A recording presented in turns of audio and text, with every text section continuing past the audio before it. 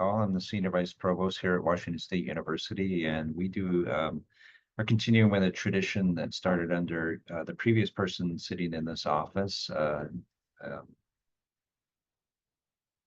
and I'm blanking on names already. Um, who's started town halls for discussing promotion and tenure and rank at various ranks and tracks. Um, Laura Hill, by the way, was the previous individual who started this, and so we're doing this annually for the various different stages for individuals in our faculty. So today we are working discussing tenure and promotion to the associate level. And if that's what you're looking for, you're in the right place. I have two guests today.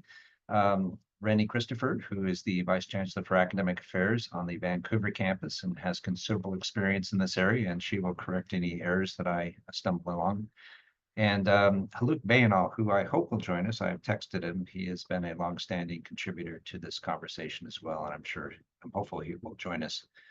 Before I finish, I have my presentation here for you. So what I want to do now is share my screen. By the way, this is recorded. It will be posted at the WSU Provost website under Haley is also here, Haley Hansen, who is our administrative assistant with all of this work. And Haley, could you post the website for where we keep these materials in the chat? I'd appreciate that. Haley, if you have not met her, is crucial to many of the operations here in the Provost office, and you will encounter her name in numerous contexts during your career trajectory here at WSU. So I'll go and get started with a short presentation. Then we're going to open up to Q&A and just address specific questions that you might have. Let's see if I can do this. I'm going to share a lovely screen of a landscape from China, actually, and. Okay, so first of all, a quick overview of where I want to go with this, and I apologize for not looking at the screen directly. We're going to give you a little perspective on career progress, a different way you may not have thought about how things might go forward with you. A few statistics on success and tenure and promotion over the last 7 or 8 years. The timeline of the promotion process coming forward, how the university mission fits with promotion, and an overview of the general procedures. I do want to bring up a short discussion on awards and touch on some myths and misconceptions that have come up over the years. Some of them more so now and less so, depending on the circumstances. So starting with a perspective on career progress, and this is a model that I've come up with that I just like to show people, particularly in your positions, because you have this incredible focus on a foundation period of an assistant rank appointment where you're really doing your scholarship, you're focused on teaching, and you may have some service attached to that as well. It's a very focused time in your career development. Once you get tenured, you potentially have the opportunity to continue doing exactly that, but there may be other opportunities opening up to you and other places where your passions might direct you and where you can make other contributions to your departments, schools, and the institution overall, or in your professional field more generally. And so what I've just drawn here is an example of how things can expand out, and you can imagine different individuals having different thicknesses of lines depending on how much effort they're actually putting in these different areas. And while I make it all look straight through into the professor rank, it continues to change. One of the beauties of being in the academy is that you can reinvent yourself multiple times in the course of your career and seek other opportunities when you're ready for a change. And we'll come back to a little bit more about what we hope you'll be thinking about more with the once you've made it through the tenure process. And Haluk Bayanal has joined us. Thank you, Haluk. Haluk is the Associate Dean for Faculty Affairs. No, sorry, Associate Dean for Research in the Boylan College for Engineering and Architecture, but he also serves a lot in the Faculty Affairs realm. So some statistics between 2018 and 2025, we've had a total of about 300 promotion and tenure cases, really close to 50-50 distribution between women and men, with a pretty low denial rate. And I'd like to attribute that to hopefully good preparation. Most of our faculty at your stage are reporting generally reasonably high satisfaction with the kind of guidance that you're getting at your department level. And I hope that is the case for you. If not, please work on discuss any concerns you have with your chairs and directors as a first step, certainly with your associate deans for faculty affairs moving forward within your college. The overall success rate is roughly 97%, 97.3. And as you can see, there's only been 8 tenure denials out of 264 cases between 2018 and 2024. And those are distributed across the system. There is no particular pattern here, so I couldn't tell you a priori that be able to predict where a tenure denial would occur. It is pretty random. So the process for this year, if you are going up, before you do, one thing we really encourage you to do is identify your external reviewers early. Now is a great time if you haven't already done so. Because that's just one of the sticking points in getting through your packet completed is it's hard to find external reviewers who are responsive in a timely fashion. Your chair and directors need this information as soon as you can. You typically submit, I think, up to 4 names, but please check with your chair and director, and there'll be some more guidance coming out. But have some names in mind, at least 4, possibly as many as 6, that you think could provide good, solid external reviews for you. Avoiding conflicts of interest on the individuals that you select. We don't want you picking, for example, recent collaborators and recent co-authors on any kind of services or products such as papers. Hopefully you've undergone, and if you are going up this year, hopefully you've undergone an intensive annual review either this year or last year before you're applying, so that you've had an opportunity to get an overview of how things are working out for you and make any corrections if possible. This spring, I hope you are starting to think about submitting materials or prepping your materials for submission to the department. In the short couple weeks here, probably very early May, you will be receiving a memo from the provost's office outlining the procedures for promotion and tenure this year, which won't be different much from last year. And that last year's memo is available at the WSU Provost website, which outlines the procedures and expectations for your dossiers. Again, I don't think we'll see much changes except for one thing that I'll talk about here briefly. So if you want to get a head start, please take a look at that memo from last year. Hopefully, again, your chairs and directors will be starting to contact external reviewers sooner than later if they have not done so already. As we enter into the fall semester, you're going to undergo a review at the department level. That's where your qualified faculty will be writing their recommendations after they've reviewed your dossier. And your chair or director will be writing what's called administrative review of your dossier. New to 2025, this has not been set in stone yet. It is being voted on in the faculty manual, or excuse me, by the faculty senate tomorrow, actually. So please tune in if you're interested. Always an interesting conversation there. And what we're hoping to do is allow you as a candidate to review your dossier after your faculty, department, and chair and director administrative forms are completed. So your entire that stage in the review process, you will be allowed to review the dossier and likely be provided the opportunity to submit a 2-page response, which can correct any factual errors or serve as a rebuttal to things that you feel were misinterpreted in your packet. This is the first time WSU has ever done this. It's not uncommon in other universities, but it is something we're moving forward at the behest of Provost Riley Tillman, and I'm happy to have that happen. You will probably be limited to 5 business days to complete that task, so be prepared. Again, we'll have more guidance coming out on this.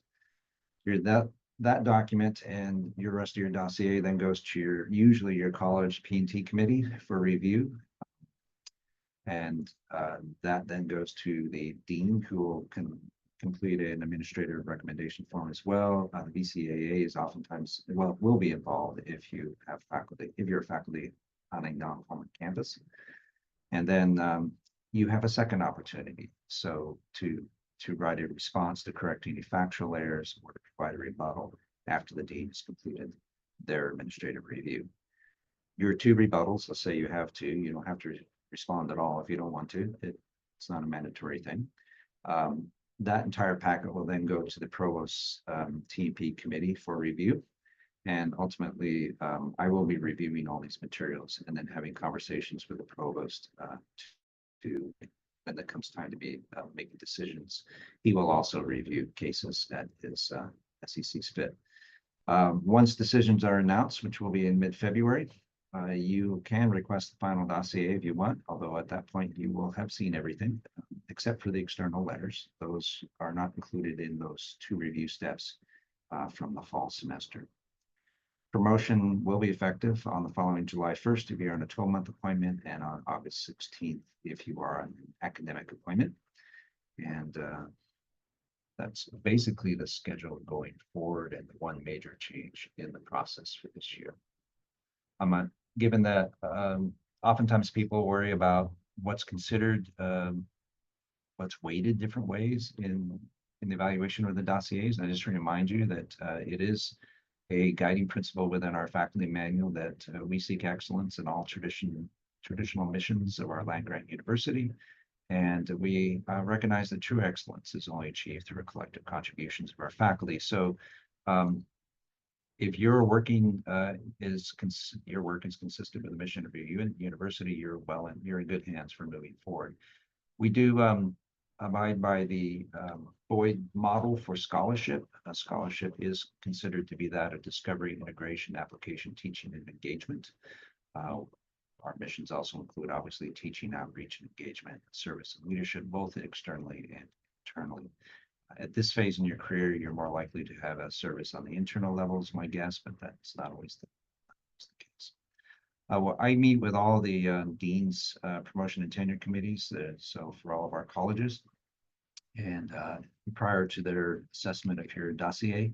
And there is one of my key messages that I have with them is that faculty must be reviewed in accordance with their defined responsibilities and official job description. So in other words, they need to evaluate you on the merit of your activities relative to what you were asked to do, not what they think you should have done or thought you were doing. They need to really focus on what you were asked to do and judge your merit based on that. Part of this is if you have not heard, we are working on a workload policy here at Washington State University that we hope to have moving forward fairly quickly this year. That workload allocation policy will also better help define progression towards promotion. At least that's one of the major goals in that activity. I know that doesn't help you at this point, but you're kind of more in a more traditional pathway at the moment, which we've had for the existence of WSU, as far as I know. So it's not something new, but going forward, we'll have more clarity on those workload allocations and the new workload policy. And I can talk to you a little bit more about that if anyone has any questions. We just had a town hall on this yesterday, and there's 2 more town halls coming up if you'd like to hear more about it. So procedures, again, just a quick run through on this. Expect those P&T guidance from the provost in late May or late April, early May. My guess is early May this year because we're waiting on changes to be adopted by the faculty senate.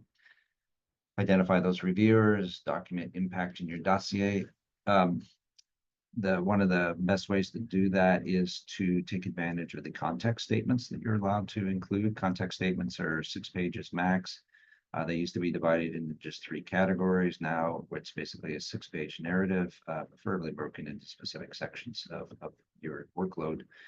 For example, scholarship versus teaching versus some component of service. They are important in my book and from my perspective because it allows you to give contextual interpretation to your activities. It really helps tell your story a lot more than a static CV can. If you, for example, and I think Rennie will come back to this as well, based on previous conversations, if you have been, for example, given a prestigious recognition that the average faculty member outside of your department would never know about or understand the significance of it, your context statement is one place where you can better explain why that is considered a prestigious award or recognition. Your final dossiers will be due in the provost office in late October, and the deans will provide you with a timeline for completing those. Again, be prepared in case we're hopeful that you'll have an opportunity to provide some feedback at least twice during this process. And this may change going forward as we get better at figuring out how to make it all work. Between November and December, the provost committee will do their reviews, and through January, the provost and I will work on deliberations and reviews of cases. Decisions are issued in February of 2026. So what's in the dossier? This is what I see on my end. I just want you to be aware of that. I'll see folders and team sites, one for each of you when the day comes, if you're applying this coming year, and that will be true for any of you who will be applying in later years. I have an administrative recommendation folder. That's where the chair, dean, and the VCAA comments are contained. Your rebuttal forms, assuming that comes to fruition in Senate tomorrow. Your current CV, your teaching portfolio, and just a note here that that's a 5-page maximum for anybody who's not in health sciences. It is a 25-page maximum for those of you working in health sciences. Those context statements, again, limited to 6 pages. Be thoughtful, but do include them to just to give us context of where you are, why you're doing what you're doing, and better explain, or more completely explain, the kinds of recognitions that you may have received. We'll also have access to your past annual and intensive reviews. There'll be the external review letters, other supporting materials, which can include preprints, pubs, other letters, other products that you've been working on. And very importantly, a copy of departmental and college P&T criteria will be there. That's really important when we reach the provost review team, because our committee of about 20 individuals is broken up into subcommittees that work on each of these dossiers. You could easily be somebody in chemical engineering being reviewed by somebody from vet med, and having those criteria there really helps the individual from vet med understand what engineering, chemical engineering is looking for, and the College of Engineering is looking for. So that gives them context to evaluate the merit of your activities. And final, faculty advisory and recommendation forms are also going to be in this collection. Other details to briefly mention: these intensive reviews in the spring, these do not go to the provost unless they are a tenure third-year review. Then we do see these for sure for evaluation. But if you are again going up this year, we will not see that initial intensive review. All qualified unit faculty, and there have to be 5 at minimum, should contribute to the recommendation forms. And in your case, all tenured faculty submit recommendations. And colleges may permit career track associate and professor ranked faculty to participate as well. That's entirely up to the colleges to make that decision. My college, which is College of Ed Med, I do believe allows that. Other colleges do not. It just depends on their individual policies. External reviewers do not receive your past annual reviews. Just so you're aware, we do not share that information. There will be a minimum of 4 external recommendations, although again, all recommendations that are received are forwarded with your dossier. 2 of these ideally come from names that you have provided to your chair, but they cannot cherry pick what's forwarded. Everything has to come forward in your dossier. Any additional letters, example, you may have letters of support from colleagues. Those are included in the supplemental or additional files folder. It's more information to bolster your tenure case. These are up and down decisions for tenure. If tenure is denied, there is an appeals process to consider. And if you find yourself in this situation, there's a number of resources we can point you to help you navigate through that process. Again, all faculty should have a position description that outlines their responsibilities so that you can be judged by the merit of your activities based on that. I would like to emphasize that you may report an activity or outcome under more than one mission. Let's just say, for example, you are your focus of your work is in the community engaged research. That community engagement oftentimes includes what would qualify as outreach. So you can report those activities under both research outcomes and outreach/service outcomes in your dossier. That's not considered double dipping. Your teaching portfolio is going to include your goals, responsibilities, evaluations, results, likely in potentially an appendix and exhibits. We really want to see a demonstration of growth in teaching, and that you're committed and engaged. The provost has spoken quite frequently now. Our new provost, Chris Riley-Tillman, that this is a high expectation on his part, is that teaching is being taken very seriously, and that you have demonstrated that those skills at this stage in your career, if it's appropriate. Some units do not have a teaching, particularly at the undergraduate level, do not have a teaching mission and would not have that information in their teaching. And again, any other statements about context, which are limited to 6 pages. Just want to go through a few helpful tips, particularly for those of you who are not going up yet, but are thinking or getting ready to. If you haven't already started doing these things, kind of recommend it. Again, always keep an eye out for external reviewers, and that's getting involved. It can happen by getting involved in professional societies and encountering individuals through those interactions that you think, aha, that's someone I'm going to log on my list as a potential reviewer, bring some real value to the table. Organizing symposiums and professional conferences and inviting tenured presenters to WSU where the resources are available to do that. Always a good way to make the kind of connections that you can come back to help you with those external reviews. Obviously, keep a file where you put all your relevant materials. You'd be surprised if you haven't already noticed this, how easy it is to lose track of things, and things get out of control incredibly rapidly. Some of us treat our CV as I would call a living document, and every time there's something that you've done or you receive that you don't have time to document in full on your CV, add it as a comment so you don't lose track of it. It is so easy to lose track of information that can bolster your case for tenure promotion. Be vigilant and keep track of these details. Always encourage you to foster a collaborative relationship with your chair or director. I would add on here your academic director, BCAA is appropriate, and your associate deans for faculty affairs are also ideal people to be talking to early about this process and for their advice and guidance. Review your department, college, and university guidelines annually. They do change. We do try and alert to people if there's any significant changes, but at least make sure you're aware of what these documents are, the information they're providing for you. We do encourage you, this is kind of comes from NCFFD, write every day. Writing is so critical in your career, whether it be for publications, for grants, for most anything. You're a writer in this discipline. We encourage people to form writing groups if that helps, and some of the colleges are now spinning these off out for people to engage more in writing and to share in those and encouraging each other to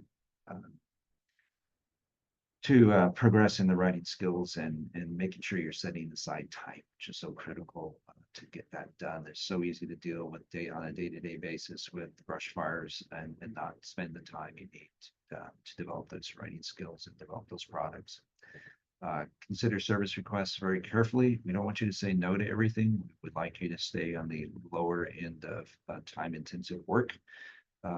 It's certainly not work that requires an enormous amount of mental energy, because you have plenty of other things to keep you busy, and your chair and your director can really help you identify the best, where the limits are and the best places to invest as a service contribution. We like to advise people to keep a feel good or hero file just for anything that was just fun, separate from that you can pull out and highlight, or nothing else to help you feel better. And we want you to create a network of mentors. I'll come back to say a few more things about that. And as always, ask questions. You are always welcome to ask any of us. I'm easily reached at the provost's office, and Your chairs, your directors, and your associate deans for faculty affairs are ideal people, and your academic directors are all really ideal people to talk to if you have questions. Some quick myths and misconceptions I want to run through. There are, for example, this idea that you don't do community service, interdisciplinary collaborative research until after tenure. I can just tell you that's not the case, at least not from the provost perspective. We strongly encourage, we are a land grant institution, we are about access and opportunity, and we are about serving our communities. So these are important activities to be engaged with, and they do count in understanding the broader set of things, the set of skills and values that you bring to the institution. You may hear ideas or feel that you can't start a family or take parental leave. That's absolutely ridiculous. Just as point in an example, President Cantwell is the first woman president of Washington State University. She's raised 5 children and has done very well. This is not a reason to delay things that also bring value in your lives.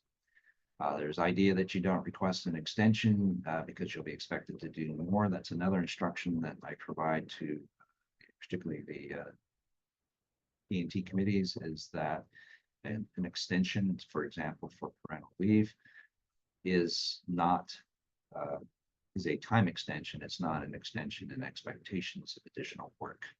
So you're still being judged by standards under a normal clock. You just have an extra year to get there because of the reasons that you have the extension. There are some elements of WSU that may be worried that teaching doesn't count and only research does. That's also absurd, frankly, and our new provost has made that very clear as well. Teaching is highly valued and potentially increasingly important, given that we are really trying to lean into, well, it is just incredibly important as we lean more and more into not only recruitment, but also into retention of our students. And so teaching becomes a very important component of that retention. And the idea that service doesn't count, don't do it until after tenure. We don't want people getting bogged down with activities that really detract from their ability to fulfill their other missions. Do not overdo it, but do be involved to contribute to the community where you can. And again, your chairs and directors are your best guides for that. There is this idea that regardless of your discipline, opportunity, or necessity, you must have grants to be promoted. That's not true. This is very much a contextual evaluation depending on your discipline and other activities that you're involved in. In the vet school where I'm involved with biomedical sciences, this idea that in some corners that only NIH funded grants count. That's also not true, certainly not from the provost perspective. We do want people with large research appointments to have extramural funding, but where it comes from. If it's appropriate to get your job done, then it's appropriate from our perspective. There are disciplines and units that consider only sole and first author publications that, well, at least they'd be weighted more heavily. But then you're also asked to do is interdisciplinary work. That's, again, from the provost's office perspective, is not relevant. We are looking for productivity. First authored publications are important. Sole authored ones are not, but first authored ones demonstrate that leadership in research program or into the intellectual development of a product. First authored and senior authored papers. Your department and your college will give you a lot more guidance in that area. There's no one size fits all that we look for. In the past, there's been this idea that you shouldn't write a context experiment statement because it's perceived as weak, and trying to get rid of that rumor. It's not true. We want that context statement to provide that additional information about your narrative, so we understand your perspective, where you're coming from, your motivations, why you're doing what you're doing, how you got where you got. This idea that you don't get involved in undergraduate research is definitely not true. We want to, where it's appropriate, if you have an opportunity to engage with undergraduate research, it's again a very critical activity in retention of students and brings a lot of value to you. I'm hoping to individuals who engage with undergraduates in this context. It certainly does for the students. There's this idea that it may be harder to get tenure and promotion off the Pullman campus, and I have the data that we have to date shows absolutely no indication that this is true. So that should not be a concern. I do want to remind everybody that you're in a lovely position to be thinking. I hope you're thinking about prestigious awards or awards in general. You'd be surprised how, well, maybe you won't, as you understand how busy individuals are. It can be difficult to, you can be overlooked fairly quickly, even though you've reached achievements that should be recognized through awards. One of my strongest pieces of advice here is to start early in identifying the kinds of awards that you may be qualified for, and to advocate for your champions, for your mentors to be promoting you forward for awards. Awards like these are compounding as you start to accumulate awards. They actually add value and opportunity to move into more highly prestigious awards, simply because individuals looking at your record will see that other independent committees have evaluated your record and deemed it worthy of an award. And again, that adds confidence that in their interpretations as well. So the best way to be doing this is being proactive at that assistant professor level, oftentimes through engagement with your professional societies. And as you move into the associate Sikh fellow status in professional societies, and ultimately this has set you up very well for more prestigious awards. For example, we deal with the National Academy, AAAS, American Academy of Arts and Sciences, National Endowment for the Humanities, etc. And there are about 300 different recognized prestigious awards through the AAU. And if you're interested in learning more about that, send me a note. I can forward you a list of many of those award opportunities. Take a short sideline here to NCFDD. This is National Center for Faculty Development and Diversity. This is available. WSU Provost Office does pay for an institutional membership with this organization. It is available to faculty, postdocs, and graduate students. It's the standard multifactorial login. If you go to www.facultydiversity.org, you'll find a join there, and you can log in very easily and have some immediate resources available to you. I just have some of these jotted down here: how to develop a daily writing practice, mastering time management, cultivating passion and collectivism, and a wide range of topics. There are other opportunities with them that require additional funding, and if that's something you can work out with your college and your chairs and directors, then that's also maybe a value to look into. But for now, just the baseline resources there you may find them very valuable as you move forward. One thing I do like to really highlight is their vision of mentoring.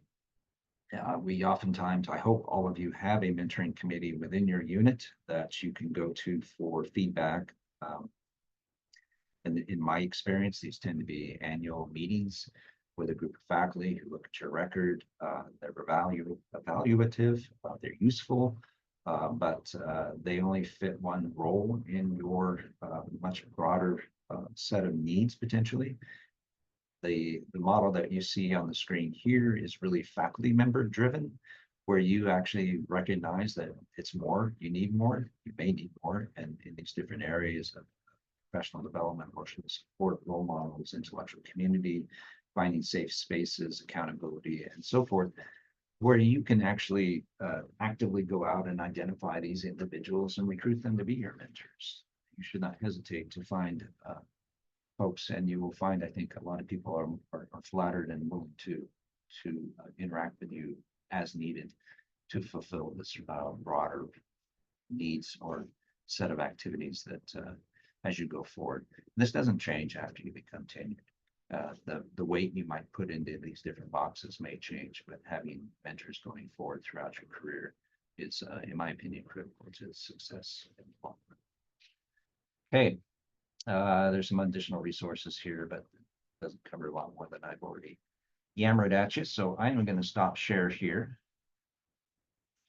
and appreciate your time and attention to that. Again, those slides will be posted. I'm going to turn this over to Rennie for any follow-up comments.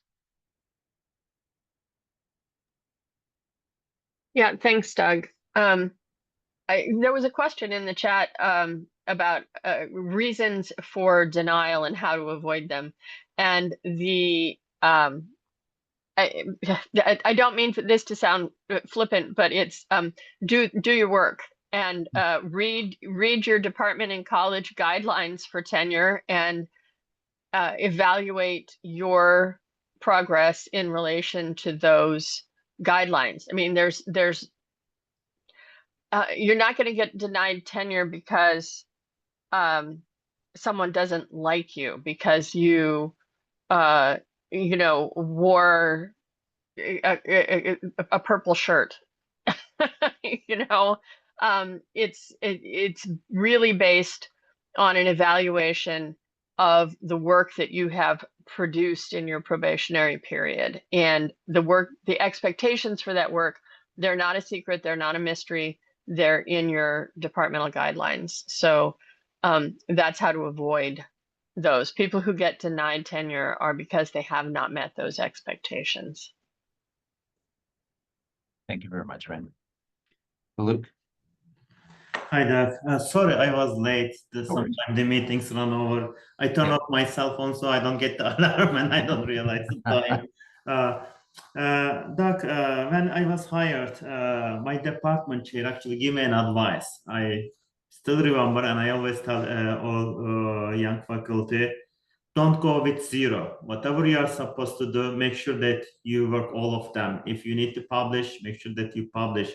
If you need to graduate a student, make sure that you graduate. And if you need to do service, make sure that you do service. Be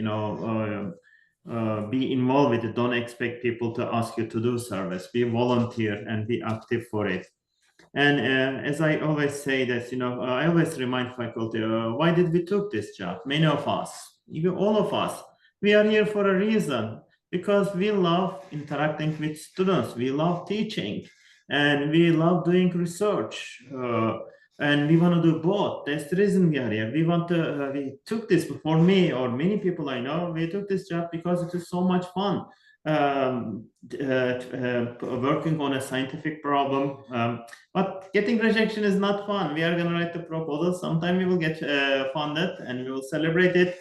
Sometime it will be rejected. We will still reject it. We will still celebrate it because we submitted a good proposal. We got the comments back. It is not funded. We will rework on it. We will submit it. We always have to be positive. And I think that's it from me, Doug. All right, thank you very much. Really appreciate that, and the reminder that actually we are here because we want to be here. I hope. And the other thing I'll remind you too is that unlike a lot of careers, this is one where you can reinvent yourself and find different directions to go within the academy. So there's the opportunities abound as you move forward. There's a question here on how many external references you should list. I mean, you provide that to your chair or director. The two will be a minimum of 2 letters should come from your list. Your list, if you put down 6 and all 6 right, all 6 letters will come forward. I do believe they typically would like you to have at least 4, and that's the reason, because 2 of them may simply not respond to the request for that review. Hey, So, yeah. yeah, so I have a follow-up question. Yeah. So I can give 6 external references to the department chair, and he will select 2 out of them randomly? No, more likely he or she will send out requests to several, more than 2, because you need to spread that out a little bit to make sure that you get some respondents. It's possible they may ask all 6. I don't know. They do need a minimum of 4 letters, and chairs and directors may have different strategies depending on their experience. Okay, so the minimum 4 letters are can be from my list, or No, typically 2 from the chair or director, separate from yours, just to have some independence there, and 2 from your list. But again, if you gave 6 and all 6 wrote, and your chair invited 4 others and only 2 wrote, well, we're going to get all of them regardless. Okay, thank you. You bet.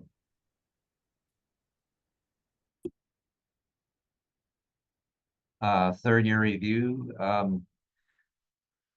question is, what is the process and what are the reasons people get denied? So the third year reviews occurs in the early spring, and those dossiers are due at the end of March, and then they come to this office and we go through those. They involve a review, an intensive review. So that's both of your annual review and your comprehensive career review at the third year. That will also have an administrative recommendation from the chair. They will have ballots from faculty who are eligible to vote. It's kind of like a mini tenure, but you don't have external review letters on this packet. The reasons people get denied at this stage, again, these are pretty rare. I don't have a lot of experience to share with you in that area, but I think Haluk's point is well taken. If you are completely missing out on some component of your job, and you're not simply not doing a part, let's say you haven't published anything and you are expected to be publishing by then, that's going to weigh heavily against success on a third year review. If you refuse to do service, or if your teaching is not working out, that's usually a time to really give you a heads up rather than a denial that this has to improve. Third year reviews are most useful for doing trajectory changes or adjustments when things are not looking good, for moving forward successfully for tenure. Denials are pretty rare. They do happen, but it's usually because the job's not getting done well, or there's a serious collegiality issue.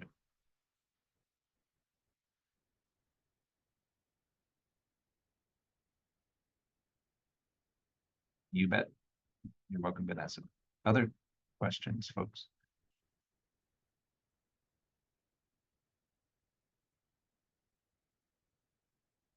There's possibilities of applying for early tenure after successful third year review. So that is a question that is up to your chair, director, dean, and BCAA, who will can have that conversation. If you are interested, you can request consideration. I would start with conversations. We will not put somebody up for early tenure review unless they actually request that in writing. That's then provided a letter of support from the chair, director, and by the dean, and with BCAA consent as needed. And that then comes to the provost's office, who will review the request, and they can either say yes or no. We've had pretty good success on these requests when they do come forward, but there's no guarantee. And our current provost has indicated that he's not a big fan of early tenure and promotion, just so you're aware of that. But that doesn't mean it's impossible. So if you feel you have the strong case and you have the backing of your chair and dean, and you want to proceed early, please put it forward. The worst they can say is no, and you're fine. It's worth a try. Haluk, you had a point.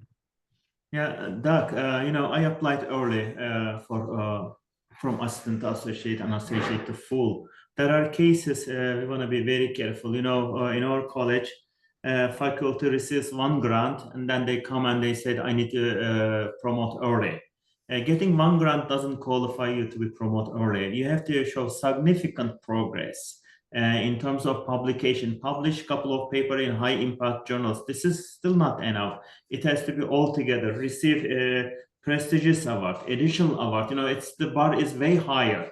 And when it goes promotion, early promotion, make sure that you cover all of them. And that has to be, 6 years of progress condensed on 3 or 4 years. That's the way I see it. It is meeting that standard a year, or never rarely more than a year early. It's just a year early in terms of going up for early promotion. Yeah, if you have any follow-up questions you want to have with that, I'm happy to address those separately too. Doug, you said,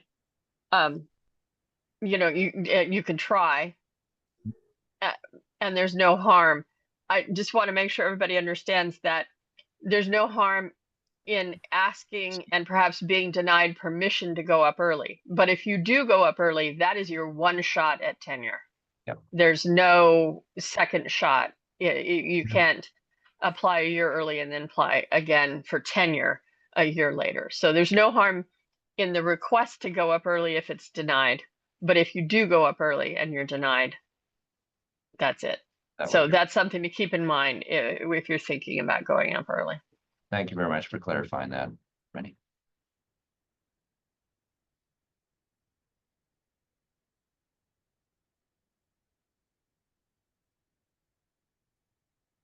Oh, so there's a question in the chat about tips to showcase tenure cases for non-specialists in relation to committees who review material but not in our area of focus of discipline. So the important thing, I believe, is to focus on why something you're doing is important. So my discipline is English. So if you're in a biomedical discipline and you say that you discovered a new method of polyscriptase transcription, I have no idea what that means. But if you tell me you discovered a new technique to do something, that means that there could be, a possible beneficial application of this to cancer treatment, then I understand what that means. So it's explaining why it's important. So if you met somebody at a party, think of it as meeting somebody at a party, and they ask you what you do, and the person that you're talking to at the party it's not an academic party, it's for somebody who sells insurance for a living. So your third cousin's brother-in-law, and you want to explain what you do in a way that makes sense to that non-academic person, but who's a smart and educated person. I don't mean dumb it down. I just mean explain its significance. Focus on the significance when you're explaining what you do. If I told you that I got an article published in PMLA, you'd say, oh, okay, so what? And I would say, that is the one and only premier journal in my discipline, and that's a big deal. But you wouldn't necessarily know that if I just said, oh, I got an article in PMLA. So it's translating the meaning of your accomplishment for people. Don't assume people understand that.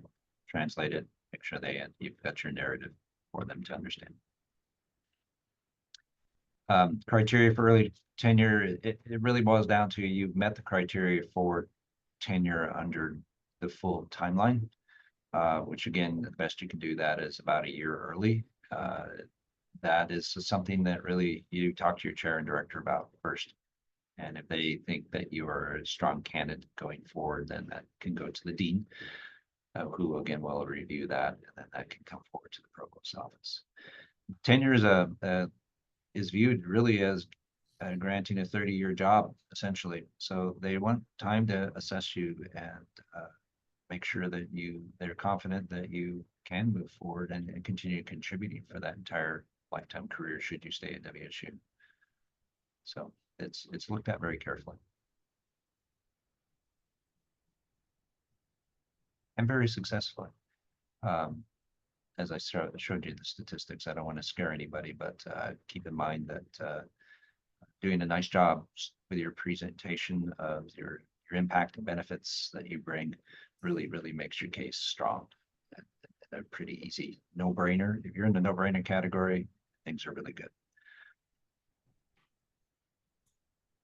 Regarding the slowdown and derailed activities because of the political landscape, please share your situation in your context statement. There is no general response to that right now because we still don't know what it's really going to look like. But if you have been impacted, please spell that out in the research context, particularly if you've had a delay in grant reviews due to section schedules changing, or if you've had funding yanked due to arbitrary and capricious decision-making by the federal government. Please tell us about that. It will help us understand the impact on your progress. Thank you, Haley, for posting the college and department guidelines. That's the list that we have, and your college may have additional information.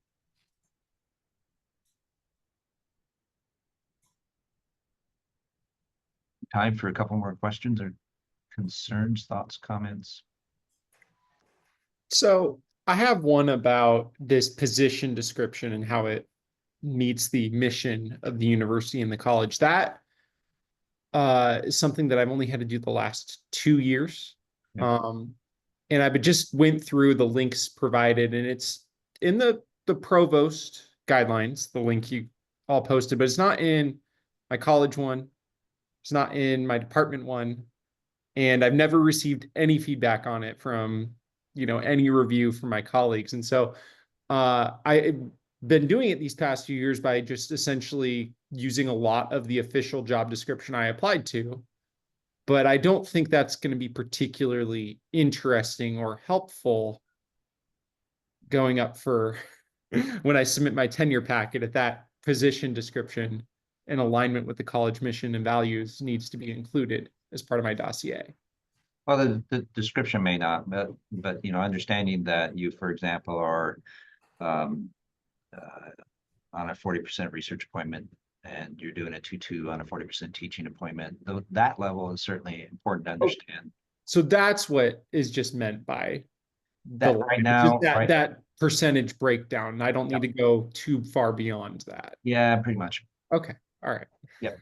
Now, if there's additional information about your position, you can build that into your narrative as well. Thank you. Yeah. I appreciate the clarification. I'm hoping we'll have cleaner, more explicit descriptions as we move forward with the workload policy that will hopefully be helpful in your next phase of your promotion pathway. Yeah. I appreciate all the resources that have been available the last few years, so I'm not going to complain too much besides that small point. Okay, fair enough.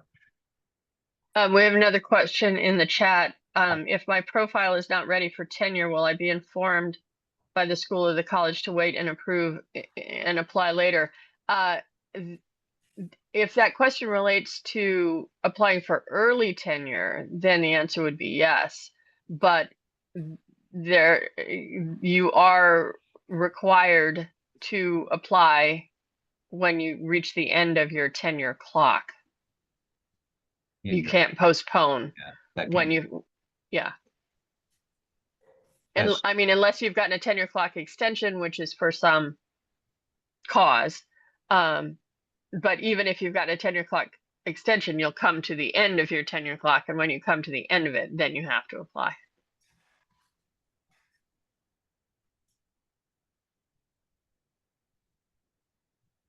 If you have questions about that, or if you have uncertainties of whether you've had an extension, your chair, director, and dean can help you with that, or you can reach out to me.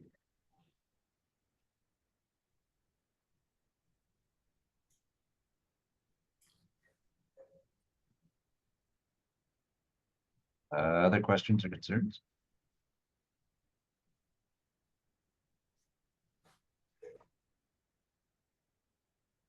Okay, not, I would like to thank Rennie and Halut for helping me out here, and Haley for backing us up with lots of links in the chat. Thank you, everybody. Again, reach out if you have any questions or concerns. It's great to see you all, and have an excellent day. Take care. Bye.